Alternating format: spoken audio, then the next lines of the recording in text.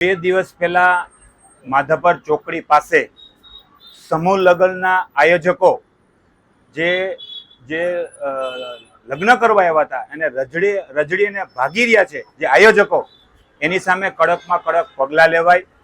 એક કલેક્ટરને આવેદનપત્રમાં એવું આપવામાં આવ્યું છે કે કોઈ પણ સર્વ જ્ઞાતિના સમૂહ લગ્ન થાય એનું વેરિફિકેશન હોવું જોઈએ, ટ્રસ્ટ એનું મંજૂર થયેલું હોવું જોઈએ, એના હિસાબ રજૂ કરવાના હોય.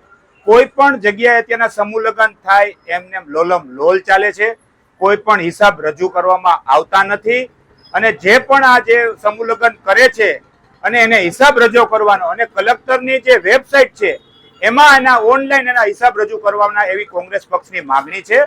અને જે 2 દિવસ પહેલા જે સમૂહ લગ્નના જે મુખ્ય સૂત્રધાર હજી પકડાના નથી, એની સામે પગલાં લ્યો, કડકમાં કડક જાહેરમાં એને રોડ ઉપર લઈ આવી જેના પૈસા ઉઘરાવેલા છે એને પરત આપવા એવી કોંગ્રેસ પક્ષની માંગણી કરવામાં આવી છે.